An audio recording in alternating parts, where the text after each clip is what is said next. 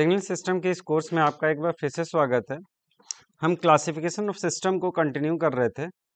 अब तक हमने linear, non linear system, variant, time invariant system, causal non causal system, static and dynamic system और इन सभी systems को स्टडी किया है।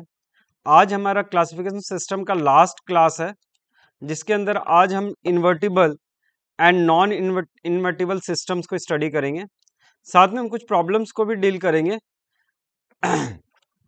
सबसे पहले तो हम इन्वर्टिबल और नॉन इन्वर्टिबल सिस्टम क्या होता है इसको समझने की कोशिश करते हैं। इन्वर्टिबल वर्ड से ही क्लियर है कि ऐसा सिस्टम जिसका इन्वर्ट सिस्टम पॉसिबल है। सपोज एक सिस्टम है हमारे पास, उसके अंदर उसको हमने इनपुट दे रखा है xt, उसका आउटपुट है yt।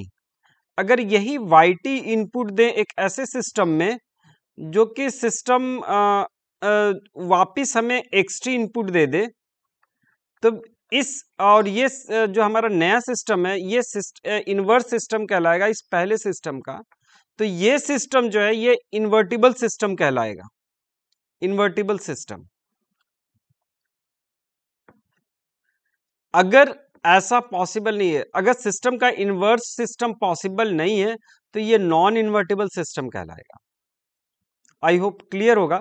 फिर भी एक बार रिपीट कर रहा हूं मैं, ऐसा सिस्टम जिस सिस्टम का इन्वर्स सिस्टम पॉसिबल है, यानी कि जो पहले सिस्टम का आउटपुट दूसरे सिस्टम के लिए इनपुट का काम करे तो हमें वापस वही इनपुट मिलता हो, तो ऐसा सिस्टम इन्वर्टिबल सिस्टम होगा। अगर बहुत सारे ऐसे केसेस हैं जहां इन्वर्जन पॉसिबल नहीं है, तो वैसे सिस्टम को हम नॉन इन्वर्टिबल सिस्टम कहते हैं। अब कौन सा सिस्टम है जिसमें इन्वर्स पॉसिबल नहीं, उसको हम आगे देखेंगे। सबसे पहले हम कुछ एग्जांपल ले लेते हैं इन्वर्टिबल सिस्टम के। Suppose yt is equal to 2xt। एक एग्जांपल है हमारे सामने कि एक ऐसा सिस्टम जो कि xt इनपुट दे रहे हैं और इसमें 2 से मल्टीप्लाई करके वो आउटपुट दे रहा है, यानी हमारा yt जो है वो 2xt है। अगर हम एक ऐसा सिस्टम लें जो ऐसा सिस्टम हम ले रहे हैं जो नया सिस्टम है हमारे सामने, जिसका वो सिस्टम हमें आउटपुट क्या देगा, वापिस xt देगा। ये कब पॉसिबल है, जब हम लोग इस सिस्टम का इन्वर्ट रखें, वो y1t इज इक्वल टू होगा हाफ ऑफ xt। अगर हम हाफ ये 2xt में ये जो हमारा 2xt इनपुट देंगे अगर xt के जगह पर, तो हमारा 2 कैंसल्ड आउट हो जाएगा। यहाँ हम x1t लिख देते हैं ताकि y1t is equal to half of x1t या xt xt रहने दो, हाफ ऑफ xt। अगर हम यहाँ हाफ ऑफ कैंसल आउट हो जाएगा, वापस हमें xt मिल जाएगा।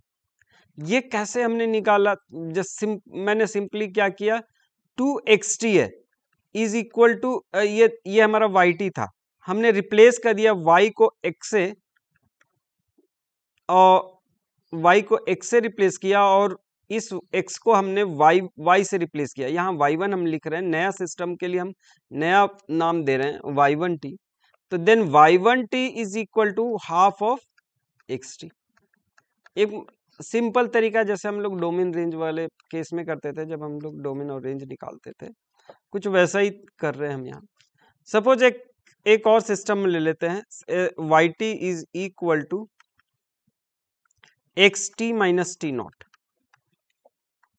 ये सिस्टम है हमारे पास, ये हमारा xt हम इनपुट दे रहे हैं, तो जो हमें आउटपुट मिल रहा है कुछ डिले के साथ, वही आउटपुट मिल रहा है लेकिन कुछ डिले के साथ मिल रहा है, यानी xt माइनस t नॉट मिल रहा है। ये हमारा आउटपुट है। तो नेचुरली है कि अगर हम ऐसा सिस्टम पॉसिबल है कि x, और वो नया सिस्टम हमारा क्या होगा, y1t is equal to x t plus T naught. अगर हम t प्लस टी नॉट करेंगे तो टी नॉट कैंसिल हो जाएगा, वापिस हमें xt मिलने वाला है। तो ऐसा सिस्टम ये सिस्टम क्या कहलाएगा, इन्वर्टिबल सिस्टम।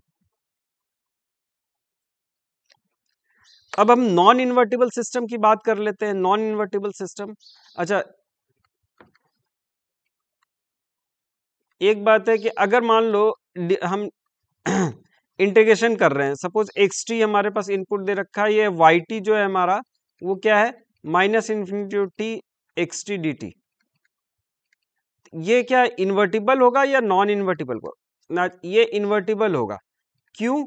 क्योंकि हम एक एक्स टी जो होगा हमारा, जो नया वाई वन टी है, हम बोल सकते हैं इसका इनवर्स होगा D by D T of X T. तो ये वापिस हमें एक्स टी दे देगा, ये दूसरे।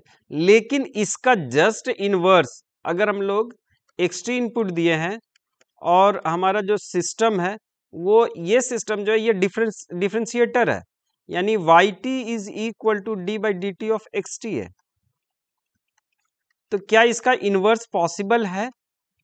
पॉसिबल। हम ऐसा सोचेंगे कि इसका इंटीग्रेशन कर दो, बट इंटीग्रेशन जैसे ही हम इसको करते हैं तो इंटीग्रेशन करने के साथ में हमें एक कांस्टेंट भी अगर इसका इंटीग्रेशन करेंगे तो एक कांस्टेंट टर्म आएगा, यानी मेनी इनपुट्स आ जाएंगे। मेनी, इसका अगर इंटीग्रेशन करेंगे तो इसके मेनी आउटपुट्स आएंगे, जिसकी वजह से इसका इन्वर्ट पॉसिबल नहीं है, इस सिस्टम का इन्वर्ट पॉसिबल नहीं है। तो ये कैसा सिस्टम है? ये सिस्टम नॉन इन्वर्टिबल सिस्टम है। आई होप क्लियर हो गया होगा। यानी ऐसा सिस्टम जिस सिस्टम को वापस इन्वर्ट करने में बहुत सारे आउटपुट आ रहे हो, तो वैसा सिस्टम नॉन इन्वर्टिबल सिस्टम होगा। या ऐसा कोई सिस्टम है, सपोज हमने एक्स टी दे रखा है और हमने यहाँ जो एक्स टी की जो वैल्यू है वो नॉन जीरो है, लेकिन आउटपुट जीरो आ रही है, Y T is equal to zero आ रही है। तब इस केस में अगर हम लोग, इसी केस में अगर हम लोग इनपुट जीरो दें तो क्या हमें एक्स टी मिलेगा? बिल्कुल नहीं।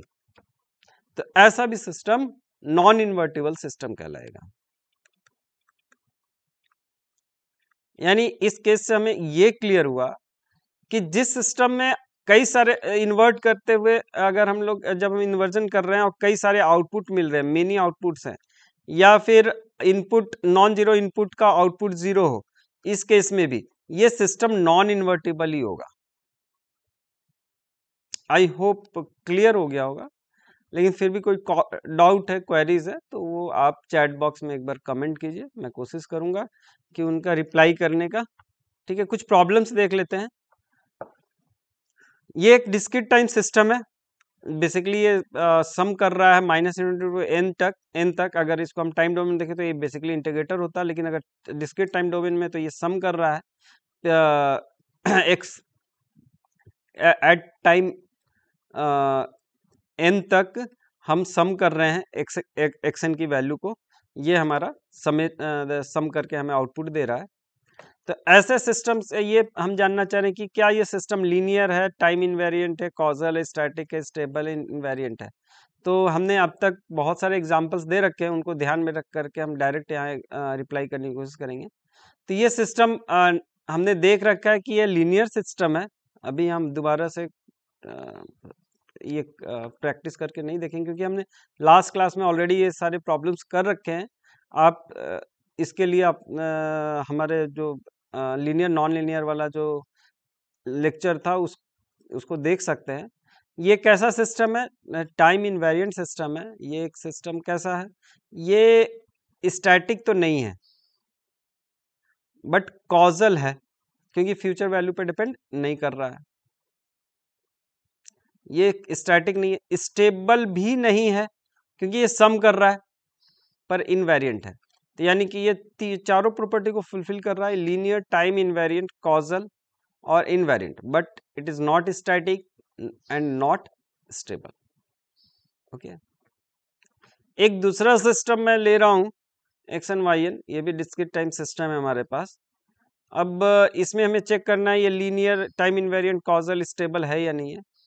तो वैसे देख के ही पता चल रहा है कि Y N is equal to X N है फॉर एन ग्रेटर देन, मतलब वाई एन में कोई चेंज नहीं आएगा for N greater than zero के लिए, लेकिन एन लेस देन जीरो के लिए केवल और केवल शिफ्टिंग है, टाइम शिफ्ट है, मतलब एक लेफ्ट शिफ्ट है हमारे पास।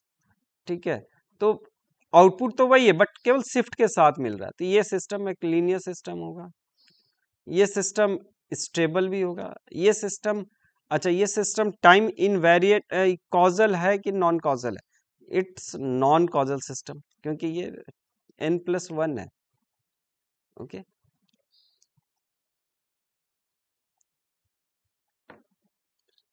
ये टाइम इनवेरिएंट है या नहीं है?